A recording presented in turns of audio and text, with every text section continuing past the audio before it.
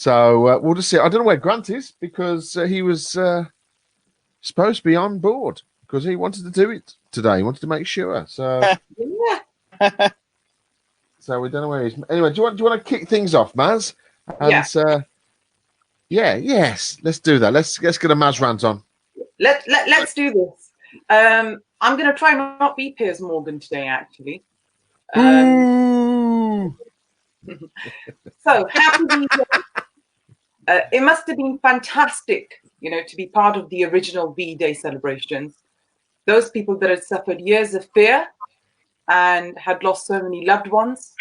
A generation that was fighting a war, had bombs dropped on cities, had major illnesses to deal with, yet they carried on with life bravely, not hiding in houses and wearing ineffective masks to go shopping. So thank you to those soldiers who gave their lives for us and were not scared to set foot outside when their hour came, in spite of facing almost certain death and injury. We are celebrating people today who fought for our freedom. But today, we are now controlled by liberal academics because we, as a nation, are weak. I mean, isn't it ironic that we're celebrating freedom whilst we ourselves are in lockdown? I mean, you can't make that up, can you, boys? No. We're sitting in our homes. We're scared to go out. We're unable to go and sit on a park bench. There's no socializing. Some people can no longer work in an office environment anymore.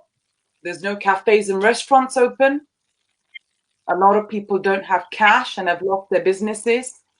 I mean, this is what it's come to, all because a so-called science expert over-predicted a bad seasonal flu as a doomsday virus, who then didn't abide by his own lockdown fears. So, on that note, today I'd like to talk about how to stay sane during the current pandemic. It's been a tremendously challenging time in so many ways, as people have struggled with the realities and fears of this pandemic. We're holed up in our houses and apartments. Everyone's situation is different. Some are struggling to work from home. Others are frontline workers. Some have been forced into unemployment. Some have children to care for. Others are cut from family. The common experience is that everyone is under tremendous strain. So it would not be out the norm if you find yourself in a state of panic, worry, fear, and anxiety right now. I mean, the media is not making it any better. News is filled with thousands of deaths. People are not just struggling to stay safe, they're also struggling to stay sane. We must find ways to keep our heads about us. The question is, how? So today, I'm going to give the viewers 6 tips on how we can stay sane. First and foremost, try and maintain some sort of routine. Changing your routine suddenly can take a toll on your physical and mental health. Quarantine doesn't mean that you should start doing things differently. Try not to disrupt your sleep-wake cycle, work hours, and daily activities. Don't oversleep because of the free time you now have on your hands, because that's so easily done. If you're not used to working from home, familiarize yourself with the online tools that will help you and your team achieve daily targets. Research has found that maintaining a regular sleep and waking routine can help your mental state. Take one day at a time, but keep up with your schedule. Short plans are effective and fulfilling.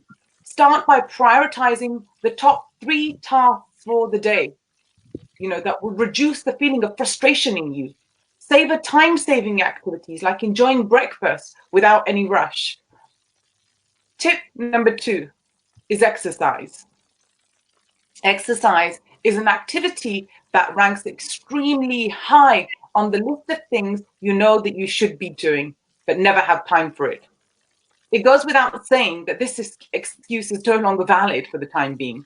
We're all well aware of the physical and mental benefits available through regular exercise.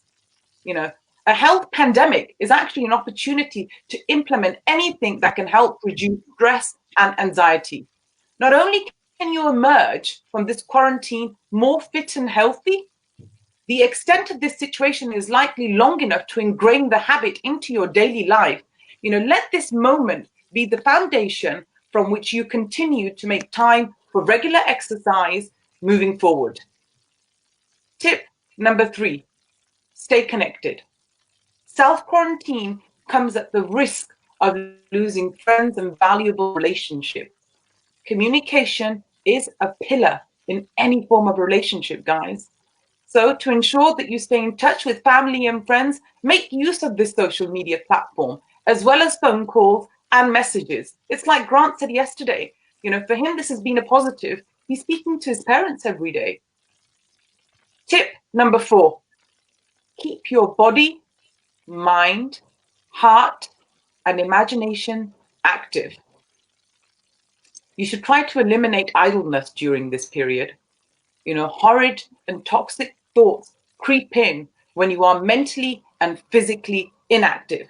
Just like any other muscle in the body, the brain requires exercise to keep it strong and healthy. So the phrase, use it or lose it, is particularly apt when it comes to your mind. I would personally suggest that if you don't already do it, take up reading. Reading has been shown to reduce stress levels, preserve brain health, reduce anxiety and depression, and boost happiness and overall life satisfaction. If you'd rather use your laptop or phone, download an ebook and get busy. Also get a collection of podcasts, movies, and TV series to watch during your free time. This could be a great way to unwind if you're not able to do so during the normal working routine. Tip number 5, use the extra time as a bonus. And this is extra time. We can all waste time fiddling with our phones and faffing on social media, Facebook. But maybe, just maybe, if you are cooped up from Corona, this is the time to start writing that book, practicing that instrument, doing that online course, or reading the complete works of Charles Dickens. I don't know. We might emerge from this more rounded and more intelligent than we went into it. Worrying is easy when all we do is worry, but now might be a time to really engage in some deep learning and perfecting of skills. And my final tip, keep or get mindful and calm. What do I mean by that? We only have the present moment, in a sense that everything else, the past, the future, exists only in our minds, because it is not actually happening now. For all intents and purposes, the future is simply imagery, and we can all scale ourselves with fantasy. And the past is also processed through our imaginative faculties. The only true reality is right here, right now. So immerse yourself in it. Practice being mindful. Focus on your breath right here and right now. Breathing deeply. Then extend the out breath and simply watch your breath calm your body. Notice the colors and shapes around you. List in your mind 3 objects that you can see, 3 things that you can hear, and 3 things that you can feel, such as the sensation of the air on your skin or the movement of your diaphragm as you breathe deeply. Watch any thoughts float in and out of your consciousness like clouds across the blue sky. If you find yourself going into your imagination and creating scary or hopeless scenarios, remember that this is imagination and you can choose what you imagine.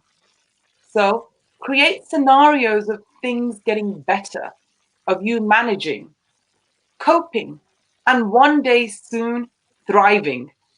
If you're going to spend time in imaginative movies inside your head, you may as well start directing them. And above all, remember that this too shall pass. Don't be pushed around by the fears in your mind. Be led by the dreams in your heart. And instead of worrying about what you cannot control, shift your energy to what you can create. Well, there's Mark is doing the breathing exercises.